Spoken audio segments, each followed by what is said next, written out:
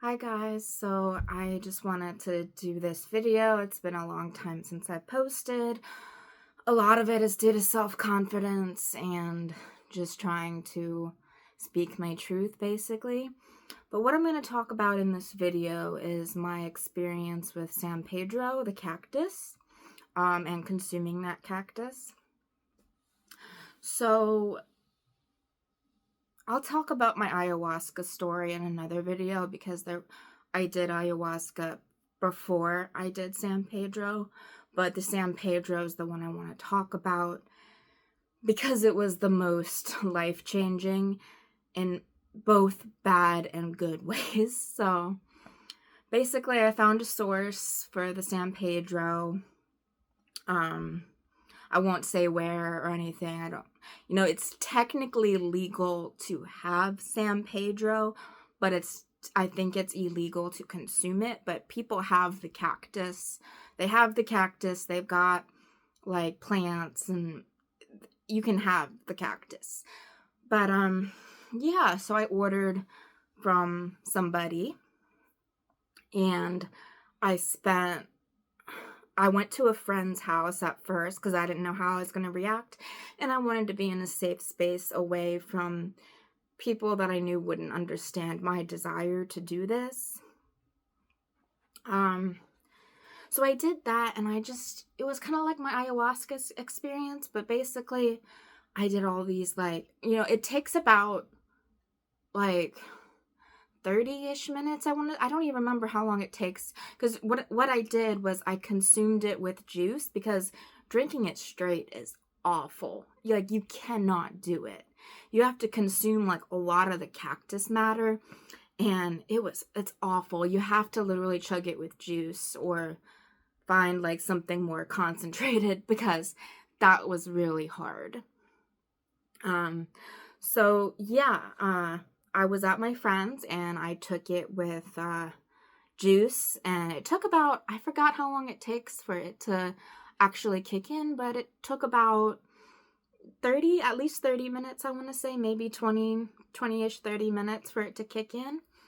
And then I did like spontaneous movement. Like I was in his bedroom, my friend's bedroom, and I was doing spontaneous movements and pressing different points in my body to release energy. That was really cool. It felt almost like a sensual experience. Very hard to describe. It felt like I was having a relationship with the cactus spirit. Now, I don't know. I'm still not sure if like plants have spirits. I think they do, but like I'll get to, you might realize why I think later maybe it wasn't a cactus spirit. I'll get to that later. But yeah, I was making all these hand movements and gestures, and it was very, very beautiful. And I could even do it on my friend. Like if he was like laying next to me, I could press on certain points in his body, and he'd feel it. He'd be like, "Oh," I'm like, "Yeah, it's really cool." So I had quite a bit of so that experience, it went really well. It went well. I did it. It lasts about 12 hours, though. I'm not gonna lie. It's a long, long time it lasts. It's not like mushrooms, though. I've never done those, so don't quote me. But it's a long, long time that it lasts. But and then there's usually a taper down as well, where it kind of starts to just mellow out. But yeah, so I thought, oh, this went well. Like, I connected with the plant spirit. I connected with the cactus. We have like this beautiful relationship. And then I decided, you know what? I'm going to do this regularly. I'm going to try and be spiritual and consume the cactus regularly. Well, I did that for a little bit. I was fine. I went with different friends and we consumed the cactus. One of them got really sick and couldn't keep it down. And, it's hard. It is a hard one. But basically, everything was going fine until this one time I did it. the very last time. I had done it like at least 5 or 6 times, and let's just say the last time will be the last time because in those in the how should I explain this? I experienced in the midst of my experience that time, I experienced entities talking to me. And that was very new. Like, I was starting to write symbols in the air that I didn't know what it was. And I started to have like these spirits seeming to like write to me, like write messages, and they would write messages and they would kind of talk through me, like through my mouth. They'd be like, I'm Hillsmore, or I'm Hellbenter, or I'm Mantis, like a mantis being. And it was very, very confusing. I thought it was just gonna, chill out. It was just part of the thing. But unfortunately, and maybe fortunately in the very, very end, we don't know. But unfortunately, it didn't stop at the 12-hour mark. So yeah, it didn't stop at all. And I started having like I imagine it's very similar to people who experience dissociative identity, is maybe that, or multiple alters or egos, or it was just very weird. I can't remember the name quite for it, but it was scary because they wouldn't stop messaging me in the air or through speaking through me. Let's say I wasn't forced to do any of this, but I was allowing them to speak through me, to write to me. And it was actually getting kind of scary. And I was in this state for a few days. I went on a mental turmoil. I was like, I wasn't able to get out of bed. I wasn't able to get out of bed. I kept having like these stories play out through me speaking, like these, I can't even describe the stories. Like I had to go through each and every story that I was being led through. Like one of them was like, I was supposed to be the savior of like this spiritual realm or something, and but I got like stabbed in the heart, and I don't even remember. And maybe sometimes I think I don't remember everything because I don't want to. It was very traumatic. Like I was speaking all this and experiencing it in my head at the same time. Like I was lucid. Like I could see, I wasn't. There was one time where I think I was hallucinating. I did see one hummingbird in like an ethereal form right next to me. That was the only time I think I hallucinated. But every other time I was pretty lucid, pretty, I just had like constant bombardment from Hellbenter, from Hillsmore, from Mantis.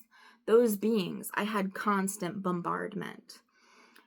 It wouldn't stop, and I'd be on these stories with them. Like, it was awful, like, to deal with it. It was awful because while I wasn't forced, it was hard for me to control it. I could, but it was very, very forced, kind of, out of me.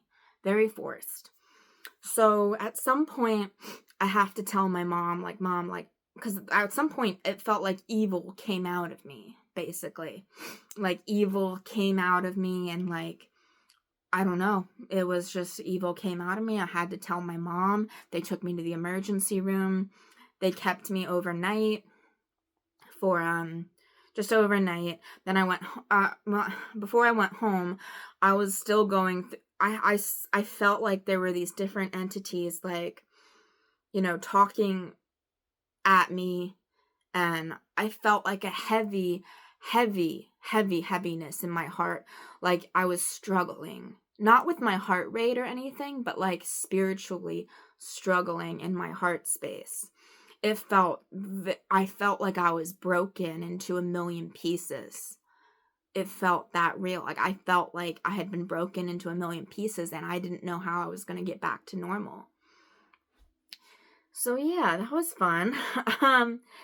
They got a psych lady for me, but what happened was God started talking to me and said, "Oh, but I'm giving you this gift. You can communicate with me. You can communicate with me now. Like it's this gift. You now can communicate with me." So I was like, "Ma, it's totally fine. It's totally fine. I will just I'll just go home and I'll have a relationship with God and it'll be great." Like God was just, wanting me to go through this experience to learn something. That's what I thought it was going to be like. Yeah, so I went home for like a day or two and I was still like I was just not. That's all I can say. I was like not. It was crazy. I wasn't able to get out of bed because I was like stuck in this like going through these mental stories that I had to play out in my body as well. Yeah, that was crazy. And then the crazier thing happens. I start to, well, no, my mom tries to get me help with an organization that is for people that have like schizoaffective or things like that. She tries to get me help with them. They didn't really want anything to do with me. It was very weird. I won't get into why, that's their business, but yeah. So what happened next? Oh yeah. I had just bought a new car. Not a new car, but like a used car. And I had these stories going on while I was actually checking out of the dealership with my mom in that car. So I literally, before I had the San Pedro, before I had the San Pedro. Well, it was basically, I had the San Pedro before I went to go get this, when the worst part happened. I went to go get my car that I bought from the dealership.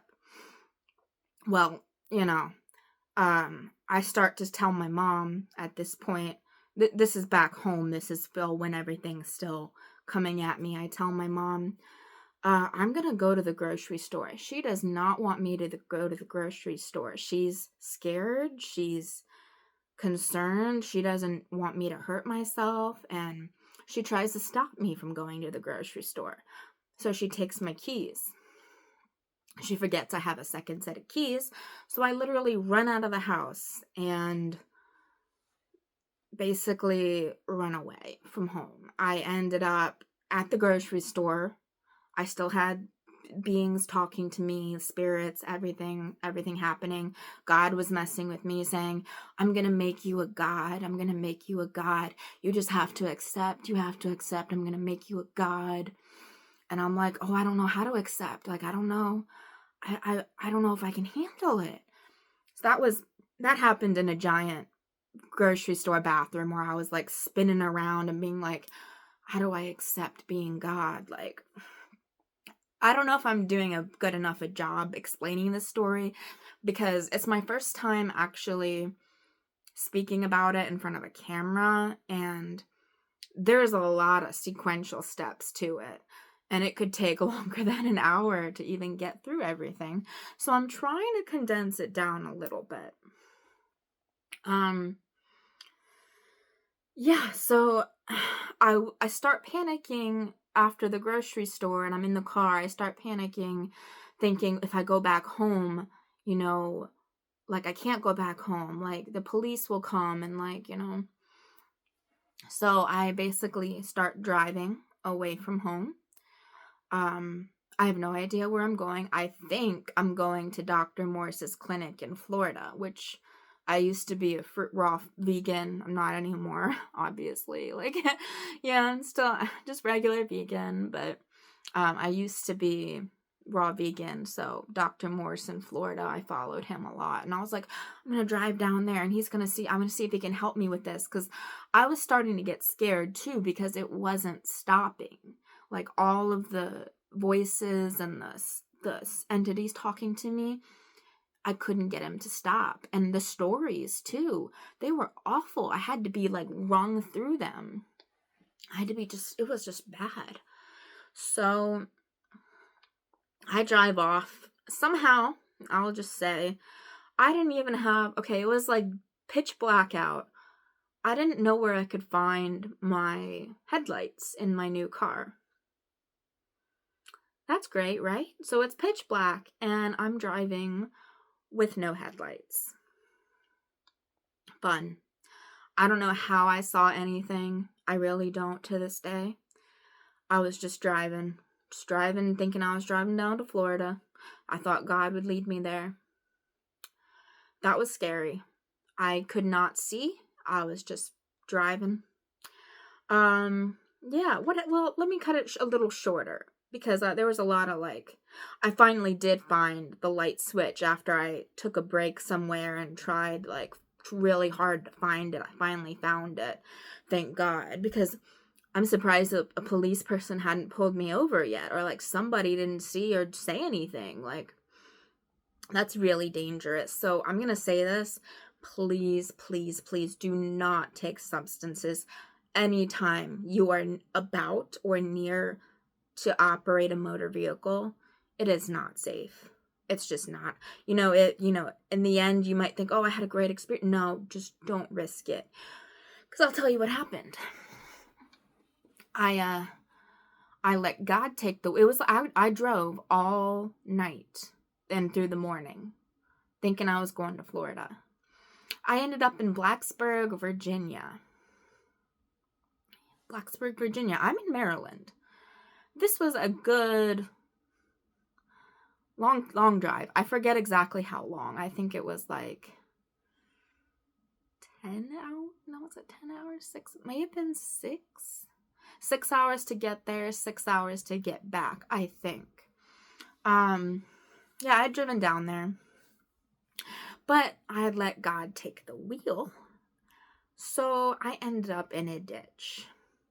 And a good Samaritan found me. I was not lucid. I mean, I was, but I thought he was God's helper and that he was going to take me to a palace.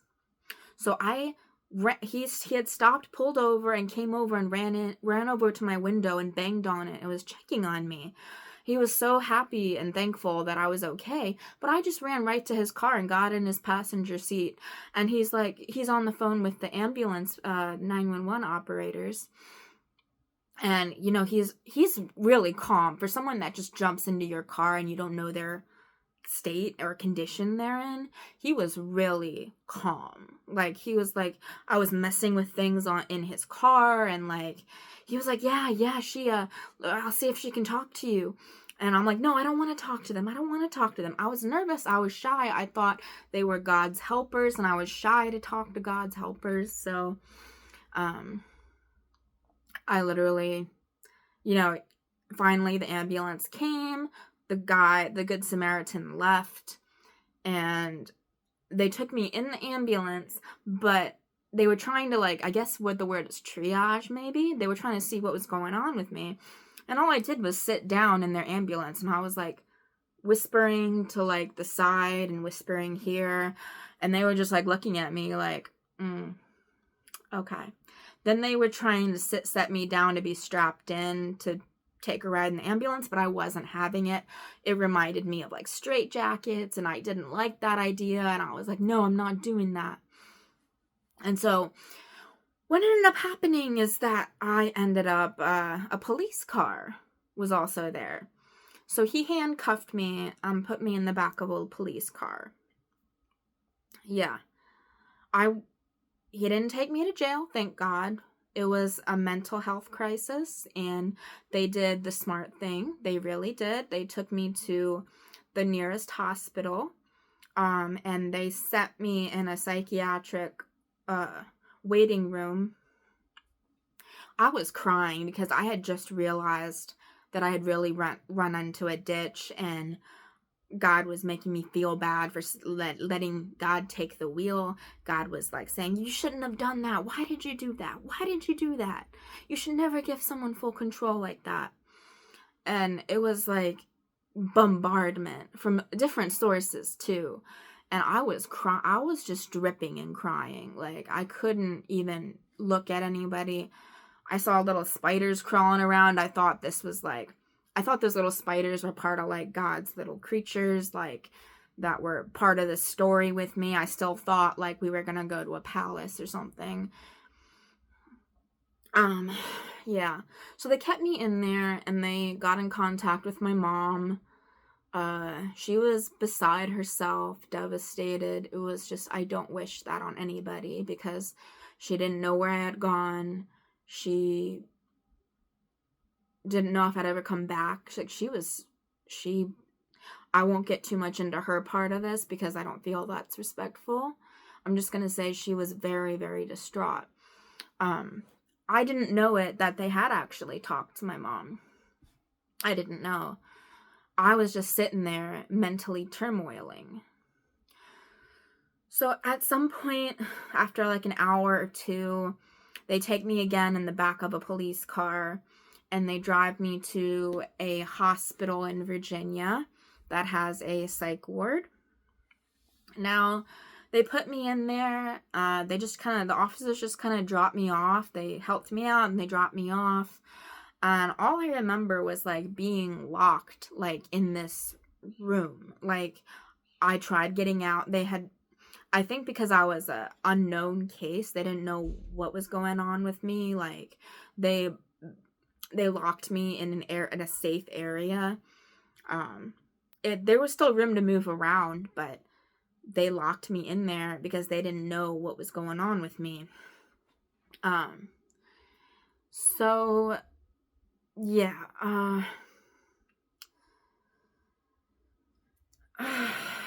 yeah, it was awful because like a lady came she went so fast to me. She jabbed something in my arm, and I think it was probably like a medication to reduce the schizo-ness that you're experiencing. But she was very scared. She was like sticking it in, trying to run away. Like, so I was like, oh God. Like, thinking back on it, I was like, oh my God. Like, this is awful. I went through in that room by myself. No one was there to talk to me, to help me. I mean, they were there, but they were in a back room. Oh, they could see me, but they didn't interact with me. It was like a glass pane. I didn't even notice them back there. They were watching me, but I didn't even notice them. So I started getting the feeling like God wanted to kill me, and it started feeling very, very real. Like, very real. I thought the jab was the start of God starting to kill me. And so he was like, after the jab, I was like, oh my God, I'm gonna die. And he was like, no, we're gonna reverse it. We're gonna reverse it. So they're like tapping on me and tapping on me. Well, God or this entity, whatever, is tapping on me, saying, we're gonna reverse it. We're gonna reverse it. But then it's just,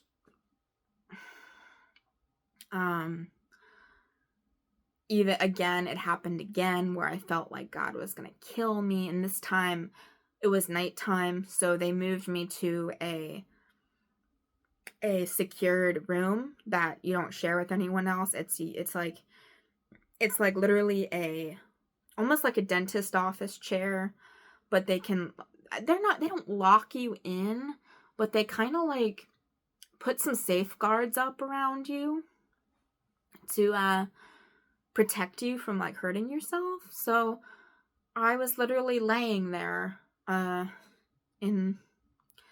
I was laying there, and I thought God was like about to kill me, like, because of some mental stuff going on. It's a long story. Like, there's many more details to this that I can't possibly fit into a normal video. But basically, something happened again, and I felt like God was gonna kill me because I thought something weird or bad, and God was like, "Why would you think that? Why would you think that?" I I was afraid to think of anything bad or weird or odd because I thought God was gonna kill me. So literally, I'm laying in the dentist office chair, like just laying there, and it feels like God is above me, looking at me and saying, "I'm going to kill you now. I'm going to kill you now."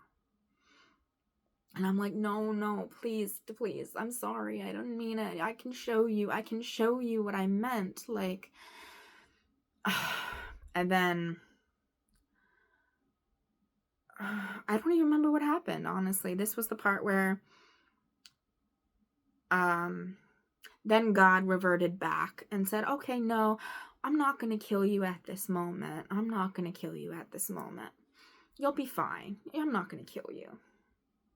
So literally I went to bed like panicking, and I don't even know how I fell asleep cuz there was like everything entering my mind, like not like colors or anything like they often say on shrooms, not anything like I was seeing anything. It was just, it felt like certain things were going on in my environment that weren't there.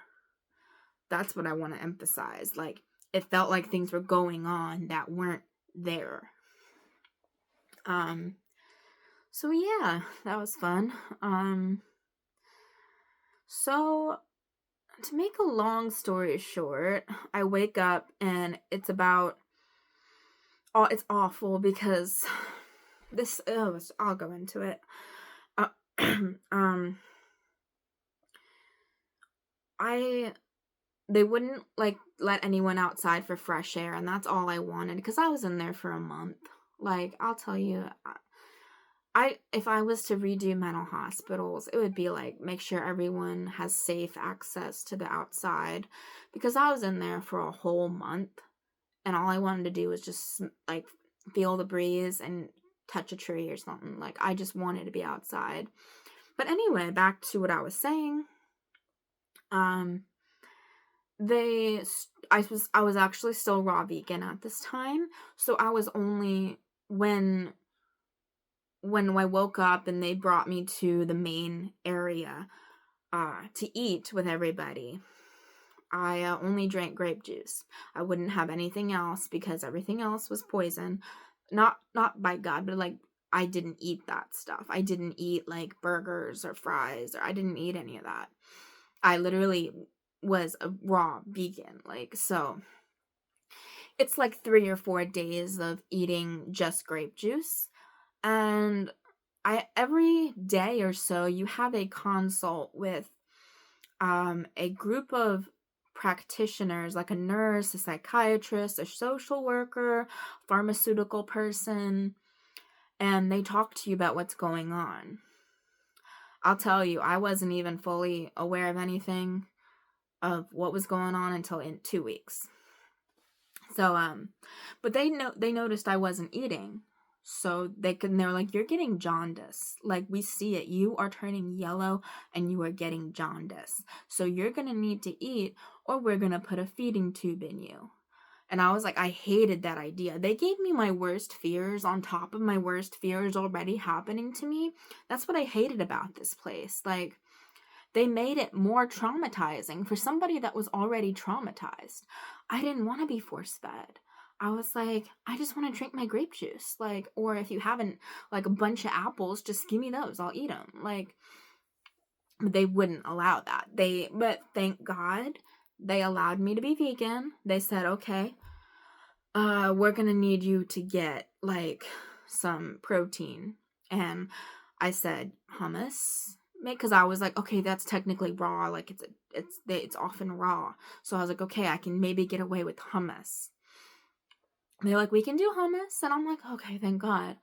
Then they also had me do a vegan protein powder, which I now still do vegan protein powders, and I do love them, honestly. I think they've helped a lot with my hair, because my hair was just so bad as a raw vegan.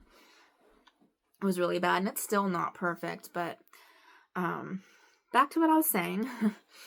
um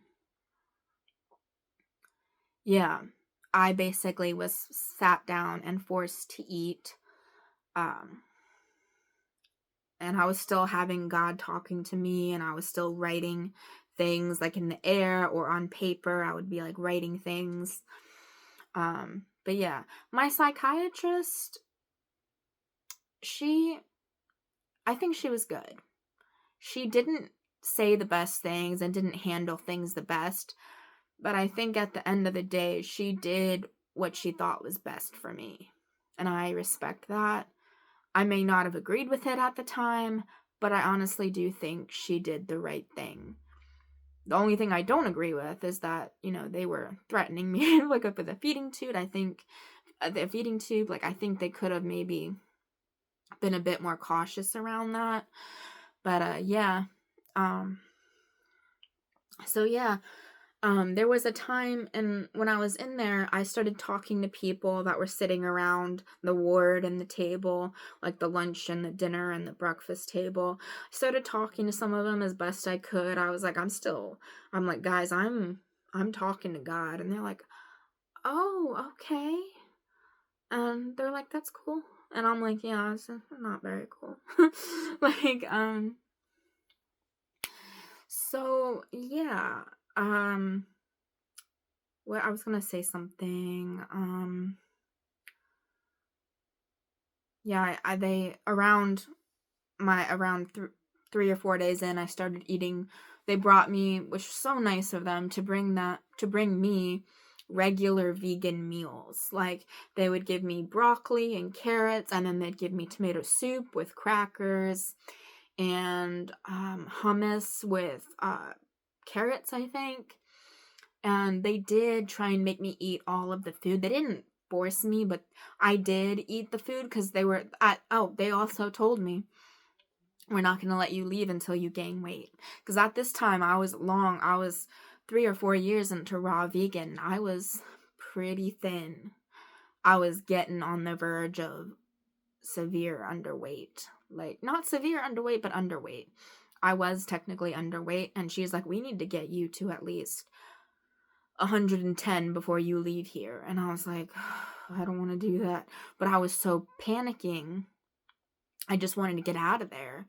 I just wanted to go home and get out of there, that I ate almost everything they gave me, and it hurt. Now this was the problem. Like I started bloating, like because my stomach wasn't used to that type of food. I just like really bloated, and I was so uncomfortable, so unhappy. Like it was just a rough time. It had been 10 days in by the time someone recognized that I hadn't had a shower. They were a very sweet lady who worked in the psychiatric unit. Very sweet. She was also a vegetarian. So I think, vegetarians and vegans tend to be a bit more, sometimes more, not all the time, not at all, but they're a little more compassionate toward people, especially if they look like they need help. So she noticed, she was like, when was the last time you had a shower? And I was like, since I've been here, I don't know of a shower. Like, she's like, we need to get you a shower, and we need to get you cleaned up. Like, so I was like, okay. So they got me a shower ready. And then they started to include in their not their weekly, but their daily team meetings, that they needed to tell us we were allowed to have a shower every day and that we could schedule it if we wanted to have a shower. I didn't know that until 10 days in. I don't know if anyone else knew that, but I didn't know you could get showers in this place that I thought eventually we were going to go to a palace or something.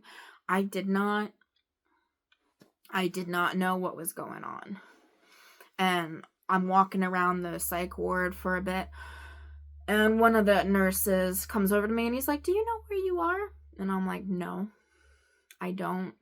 He's like, you're in such and such hospital in Virginia. And I'm like, oh, okay. And I still didn't get it, but like, they started giving me medication to combat the schizoaffective thing that was going on with me. They didn't think it was a spiritual, and if it was a spiritual problem, they thought it was one that needed to be medicated. So I was like, okay,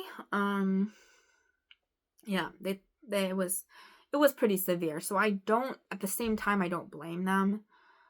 But yeah, I hated being forced medication because I didn't believe in it as a raw vegan. Not like against all medications, but like I just didn't believe in like medicating against that. So that was also very hard when they forced me to take they didn't force me, but they kind of really hit that I need to take the medicine or they will give it to me one way or the other.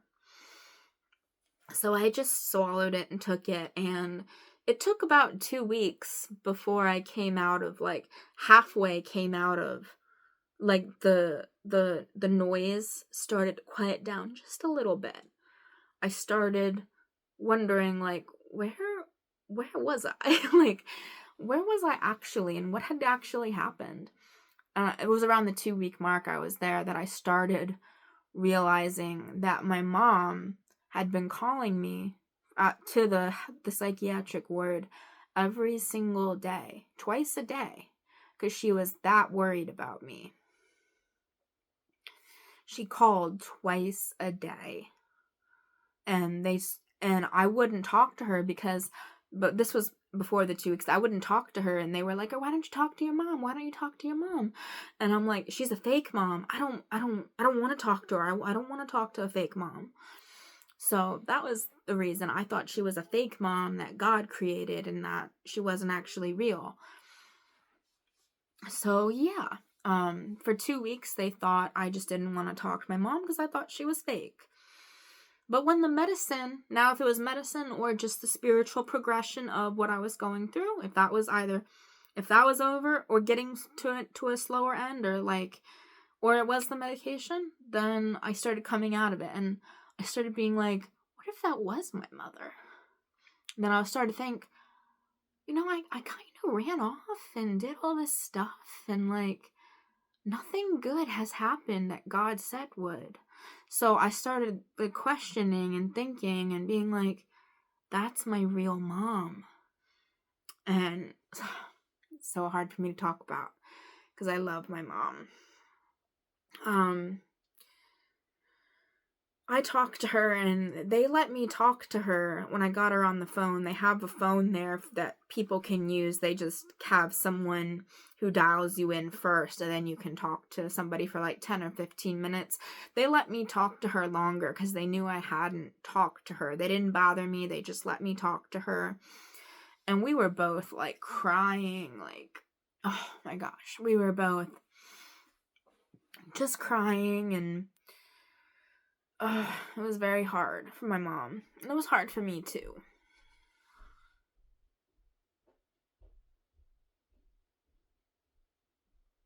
But sorry, someone just walked by, so I wanted to keep quiet for a second. So yeah, I started talking to her, and then things slowly started opening up to me.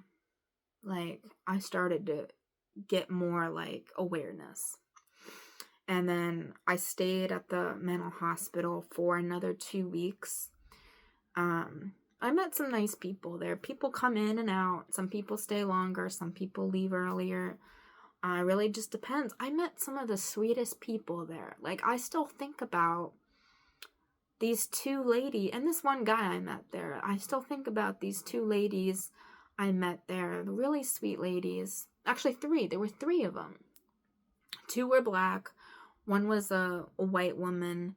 And another was a guy, an older gentleman, I remember, and we had conversations, and when I was more lucid, it was easier to have these conversations. But yeah, they were super sweet. Not all there, not all the time there, but it was really nice. Like the one black lady, she helped one of our when the older gentleman, she wouldn't talk to him at first. Like, she avoided him, wouldn't strike any conversation with him, but when she saw he needed help, she was also in there for God related reasons, I think. She definitely had like a whole God thing going on, not like speaking to her, but like she was very religious, and it was like her duty to help this man as he was eating breakfast. He was like, it was her duty to help him eat because he was having trouble eating because he was having a bad day. A bad day at the ward. So yeah, and I will say none of the workers at the mental health ward, some did annoy me very much. Like, they came in like 3 or 4 times a day to poke you, take your temperature, and like take your arm blood pressure. It was just like, come on. Like, they would do it at 5 o'clock in the morning as well. I was like, are you serious? Like, yeah. But none of them were mean. I'll just say they did their job. I wouldn't say they did their job to the best of their ability or with full patient care in mind, but I want to say they didn't treat me horribly. They didn't treat me horribly. They just treated me like another patient coming in. So then, so it's 2 weeks later, it's been a month, and I'm still at the hospital, but that I had just gained enough weight that they were like, okay, you're on the medicine and you've gained some weight. We can start sending you home. And I was like, I didn't want to stay on the medication. I really didn't. I didn't believe in it. I thought it wasn't going to do anything for me. I thought this was all spiritual. I told the social worker that, and she threatened me not to go home when my mom was already driving down to come and get me to pick me up, because they were saying, oh, you gained your weight, and we're going to call your mom and we can get you arranged to get picked up, and you're more lucid now, and like, we can get you home. But when I said I didn't want to take the medication, she's like, you may not be able to go home today. And I just broke down in tears. I was like, I just want to go home. Like, if these places allowed people to be outside, even for a little bit of the day, that would make such a world of difference. Because that's the key right there. Nature is healing. It can also be scary. But I just wanted to be outside, and it broke me that she was gonna delay me getting out of there, because I would just walk back and forth through the hallway. They had me go to some like groups that they did like on alcohol abuse, and just they wanted me to go to groups that were held by people before I left, and they were like, go to these groups and maybe you'll learn something that will help you or deal with what you're dealing with. But none of them did, really. They had books there to read. They did have books. They had magazines. It was a lot of coloring. There was a lot of coloring. We didn't have colored pencils. We only had markers. So there was a lot, like, it was pretty much all coloring. It was only when I asked if they had any board games, they were like, oh yeah, we actually do have some board games. So they brought out chess, and yeah, that was as my time there happened. So, yeah, I know this video's getting almost 45 minutes. I'm going to try and keep wrapping it up, but understand, I'm condensing so much into just what I can in a video, and some of the stuff I can't even share with anyone because it's so private to me. Some of the stuff I would think I would never want to tell anybody because it just was between me and God. So, but basically my mom came. She was really sad that they said I might not be able to go home, but I talked to the social worker again later. I said, I'm willing to take the medicine. I just want to go home. And she's like, okay, we're gonna get you home. You'll be going home. So, yeah. I spent like a month there. My mom picked me up, and I kept saying, I just don't want the medicine to hurt me. Because, I'm raw vegan, and I'm thinking the medicine's all, not good and mentally makes me depressed or like something like that. Um, but she tries to reassure me and says, let's just try it. Let's just try it. Let's go home. Like, so, I was so glad to get out of there. Oh my God. There were times there when I was just sitting there looking at the clock for 10 minutes straight, waiting for it to be lunchtime. Because I didn't know what to do with myself. I had all these, like, went to entities and voices and, like, speaking to God, and, like, I couldn't focus on anything. I really couldn't. I couldn't look at anything. Like, I kept getting distracted. Like, so I tried coloring a little bit, but it didn't work out, so I drew a little bit. Yeah, I tried, but it was a very difficult time, and I think if there was anything I would change about mental hospitals, it would definitely be the outside thing. I think they're missing that, and I think that would be a big step for people's healing. Now, I know some mental health hospitals do have that, so that's wonderful, but mine didn't. It was like a little ward, so yeah. So I basically go home and I'm laying in bed for a good, not like just laying in bed, but like basically in bed talking to God. Like, I'd say about 3 to 6 months before I start to even do anything with myself. Like, I'd get up, I'd eat. I actually started not eating raw vegan anymore since I thought the non-raw food was gonna hurt me. But after spending time at the mental health hospital, I thought, okay, they've been giving me rice, they've been giving me beans. I can maybe be okay with rice and potatoes. So I started adding that back into my diet slowly when I got home. But that's a whole other ballpark. But yeah, but I wasn't mentally there, at least until a good 3 to 6 months later. I was still, I could function. I could go back to, I took like, I think a month more off work. Maybe, no, 2 weeks. I think I took 2 weeks off just to see how I was doing. And then I went back to work, which at that time I was working for a eco-friendly house cleaning company. So they were super sweet, super wonderful. They supported me and let me come right back after my mom had told them I had been in a car accident and had to be in the hospital.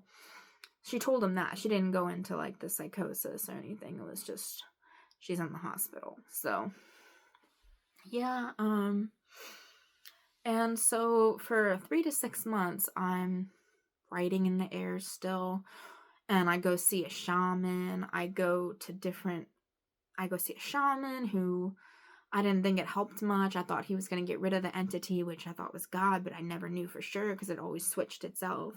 I was like, is it God? Is it an entity? Is it an entity attached to me? Like, and now I don't believe entities attached to you, but I did. I didn't know what I was experiencing. So, yeah, I saw a shaman.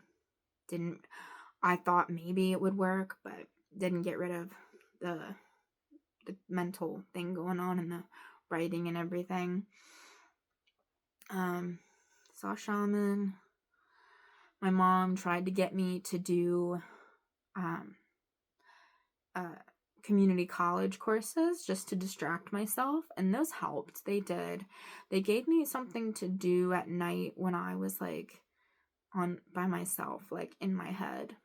It helped. It really did. I know she had to pay money to send me to them, but it did really help me to be with other people and try and focus on a task. Because I would literally just sit in a chair and just stare straight ahead blankly. I couldn't even will myself to do anything. I didn't want to do anything. I was so defeated and I felt uninterested in anything. And mind you, this is only one bad regular dose trip of San Pedro. It had never done this to me before, and I had taken it maybe 5 or 6 times and never done this to me. Never did. And this was awful. It broke my mom. She couldn't go through it again. I did start to slowly get better over the years. I noticed improvement each year since this happened, because this happened when I was like 23 or so, and I'm 31 now. So it's been a while. It's been a long while. But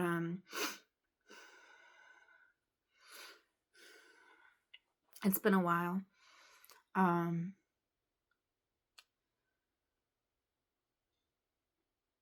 What was I gonna say? Yeah, each year it got a little better. And now I feel almost normal. Like, I stopped, like, seeking, like, answers from God, like, all the time. I was, like, just writing, scribbling, and now I eventually calmed that down, or the medicine did, whatever it did, calmed it down to the point where I could, actually function and enjoy life again. That took a few years. It really did. I was stuck in a mental rut that I couldn't get out of for like 2 to 3 years after this experience. I feel pretty decent now, other than some weight and health issues and other, some health issues, but my fortitude to do things is a lot better than it used to be.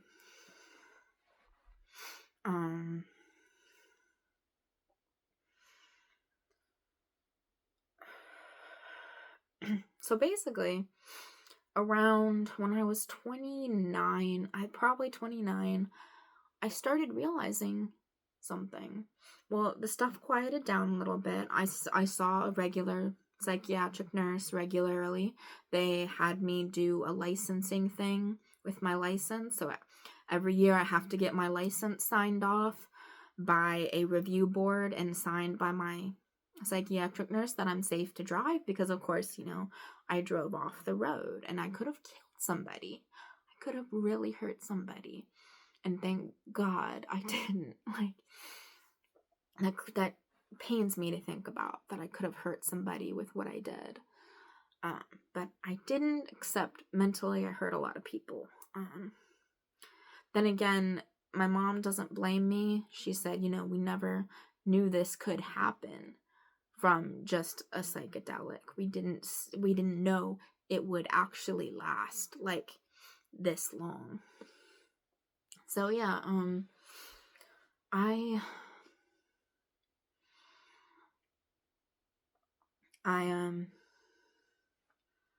where was I talking about? Psychedelic. The ring light is starting to make me go crazy, because like I've been staring at it and I'm like, oh my gosh.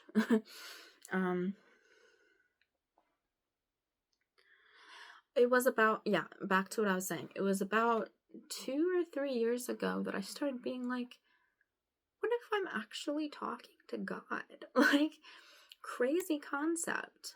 But like, I thought, all of this could have been God. Like, so I had some long and deep discussions. Not all the answers given to me made sense or were practical or made sense.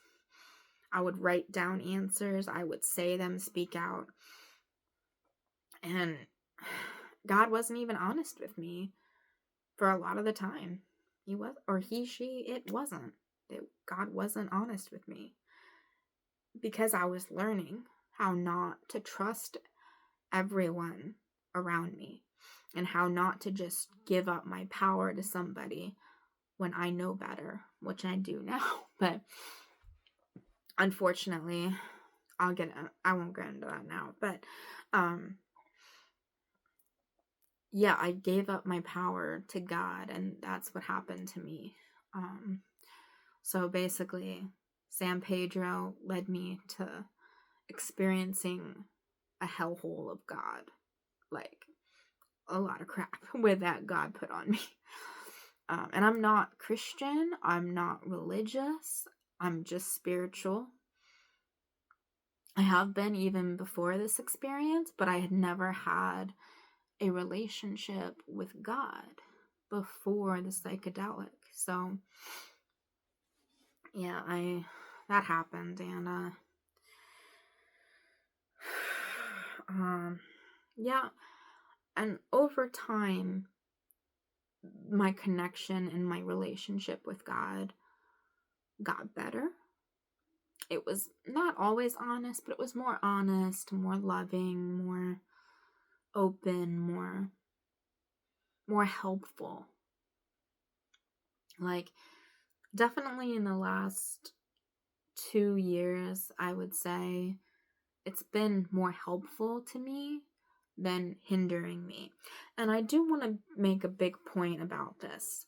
I'm not saying the psychoactive meds that I'm going to be on for the rest of my life, I'm not saying that they're not doing anything.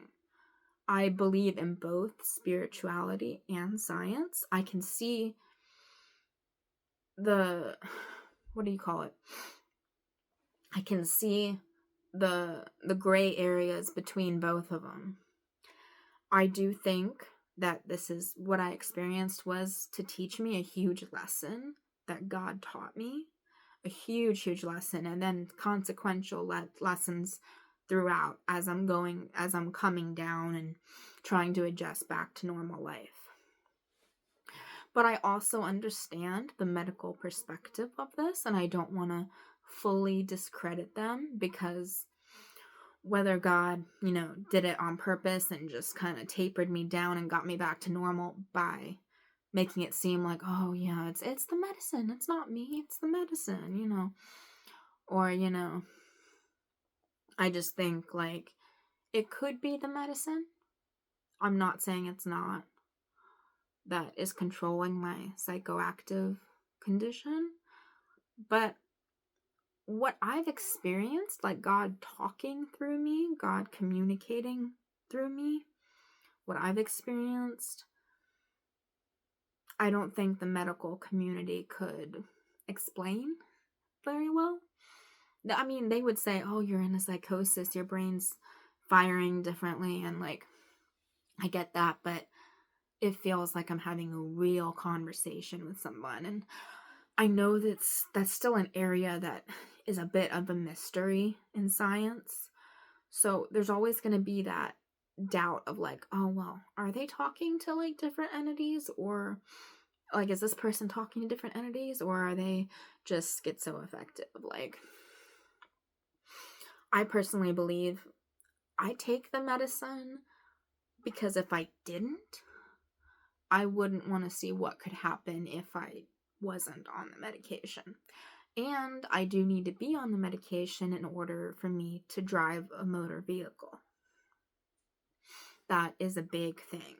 And I know if I ever went back to psychedelics or did anything like that, that privilege of getting back, of being allowed to drive again, would be revoked from my psychiatric nurse. She'd be very disappointed with me, probably not want to sign off on my driving again because she wouldn't trust me, because I built a relationship of trust with her. I talk to her about everything. She's the one that keeps me on my medicine, and like, she actually says, I know you believe it's God, and I'm not gonna tell you it's not, because she's like, I also get messages sometimes from God, so I'm not gonna say your experience is not how it is for you, but we are keeping you on this medicine so that you stay safe. And I think that's the important component. As long as the medicine isn't like making your life worse, then I think the benefit is to use it and be safe rather than just avoid it and go into a psychosis that may have actually been more medical than spiritual. That's how I feel. I feel like that's a very balanced approach to that. I feel like not many people try and see the gray area there. I have nothing like I have things against science, but that's because of like animal testing and like some vaccines. Not vaccines is a different story about why I'm skeptical of them, but I won't get into that now. But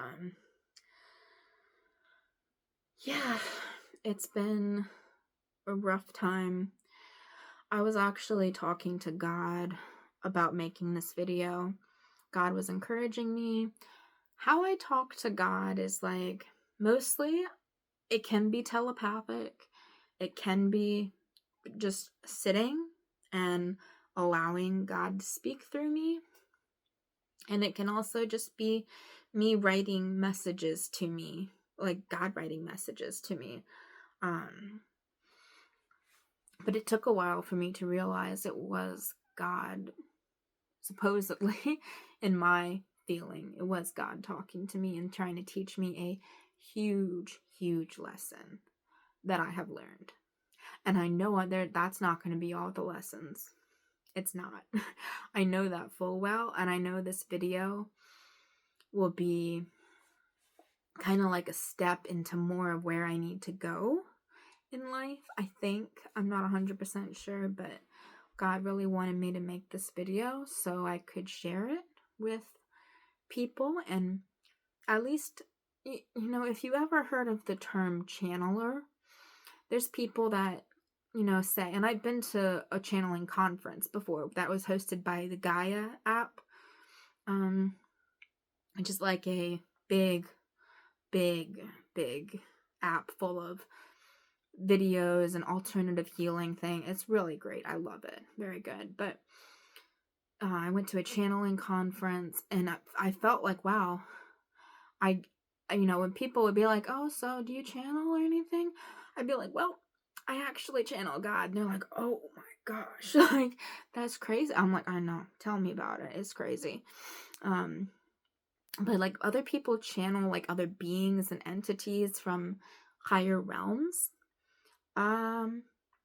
It's hard for me to describe how they experience it. Usually for them, they have to like, often they close their eyes and they take a back seat in their mind, and then the entity or being comes forward with words of wisdom and words of comfort and life advice and all this great stuff. It was a really great conference. Highly recommend it if you're ever curious about channeling. That's what I would call this. Like, I feel like, what else could you call this? Channeling is the closest thing I would say this is, but a channel with God. So I know channeling isn't as known about as like, more metaphysical stuff like psychic readings or tarot cards or palm readings or anything like that. To me, channeling is its whole own ball game. And I had the opportunity to channel God at the Gaia conference, and God told me I should take it a few days prior. I was asking, am I going to have to channel with anybody? And he's like, I think you are, and you should take it. And I'm like, okay. And someone asked me like what to do about where they were in their life. And I said, instead of channeling for them, I kind of did, but I said, God does want to talk to you. And if you watch these videos, like if you watch Conversations with God, which is on Gaia, and I think you can also find it on YouTube, basically the guy goes through most of what I went through. Not like the whole backstory and everything, but how he experiences God talking to him is how I experience it for the most part. Not I skimmed the video. I didn't watch the whole thing. But basically how this man's experience of Conversations with God goes, he has the same like experience as me and how he communicates to God. So yeah, it's very interesting. Anyway, with that person, I didn't channel for him. I just said, I think you should watch this sort of documentary. It was like a film, but it was based on a real real life situation. And he's like, yeah, I'll go check it out. And I wish I had channeled for him, because a few when's that, a few months later, I decided I wasn't gonna just hold back from it. I said I was going to offer to channel God for somebody. And I did, and I really liked what came through. It was really, really good. I don't want this video to be longer than an hour and 30 minutes, so I'm going to try and wrap it up. But that was my San Pedro experience. I would say there's still a part of me that's recovering from it.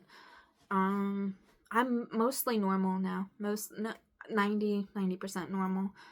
I have a bit of a lack of interest in things that I didn't have before the medications and everything, but in terms of my safety, it's best for me to be on the medication than not. And I have to anyway if I want to be able to drive, so it makes sense.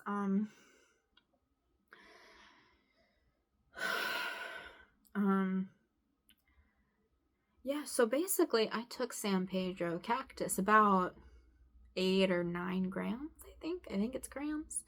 Very hard to do.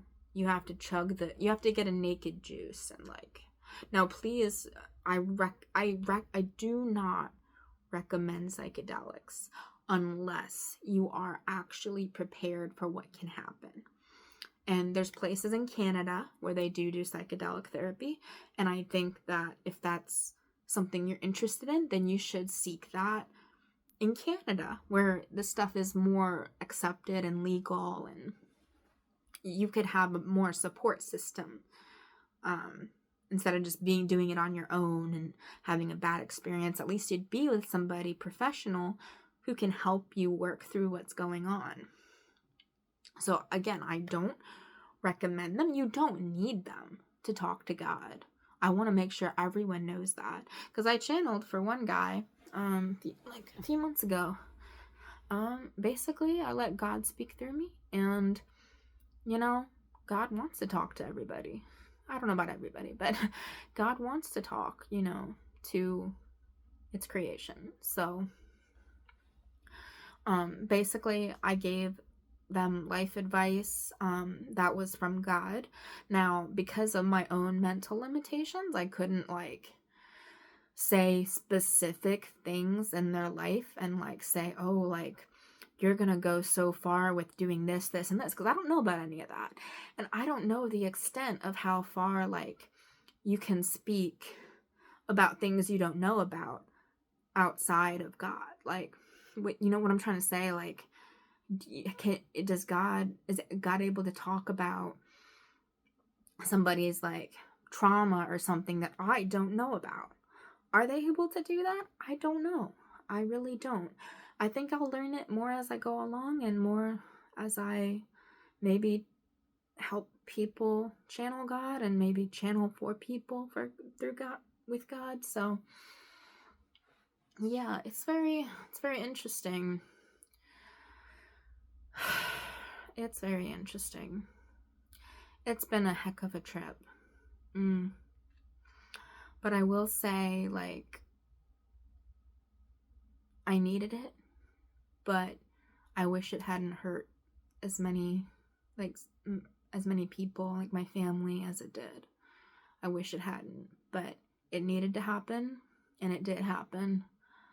And now I talk to God whenever I want. So if you'd like, I can show you what that's like, if you'd like. I mean, I don't see why not. God was encouraging me to do this video just so, I would step out of my comfort zone. I just ended a job that I had been struggling with, but it got me that job, the prior job I walked out of, built up some of my confidence. So I think I have that going for me, and I guess what I can show you guys is how channeling God looks like. And then I think we'll end the video, and I will do another video soon about my ayahuasca experience. It's completely separate from San Pedro, completely different, completely separate. And I did ayahuasca before San Pedro. So I will talk about that in another video. I think it'll be a nice chill video because this crazy stuff did happen, but not to this level. Not to this crazy level. I'll probably talk a little bit about San Pedro in the ayahuasca video, but not much because I want to give, way to ayahuasca. Anyway, so let me just introduce you to God, I guess, if they would like to come forward and speak, because I've done this video now for an hour and 10 minutes, and I want to wrap this up a little bit. So God, if you want to speak to people and just say hi and just talk, you're welcome to. You don't have to. Let me know what you feel. All right. So I'm very happy for her, as in Emily, the one doing this video, that she has been able to make this video. It's been very much a challenge for her, and I admire her strength in being able to do this. I hope she continues, because I think this message and the messages that I have for the world and that are also embedded within what she's going to be doing in the future with light language and just light codes, light language, she's gonna be lifting the world up in a time where it really needs it. So yeah, guys, very happy for her that she made this video. It takes a lot of strength and courage, and she's been holding back for so long, and I think she's just finally decided, I'm not getting it done at any time. And I've tried and tried, but she just finally decided she's going to try it and get it done. So I do think we should end this video before an hour and 15 minutes, so I will end it there, and you are free to end it, Emily, how you like. All right, cool, God, thank you. Thank you. I thought you were going to be more exuberant, so I was a little like, oh, there wasn't much hand movement. I think maybe that'll come later. God's nodding yes, that will come later. So okay, guys, that's been about an hour and 15 minutes of me telling my San Pedro story. So there's going to be more stories. There's going to be light language, just hopefully good things, sharing light language, channeling God. Be a good channel, I hope. Anyways, I hope you guys have a blessed rest of your day or night. If you want to comment me or, tell me anything, please do. I'm just building my confidence right now and just trying to do what I need to do in this life. So thank you, and I hope you guys have a blessed night or day.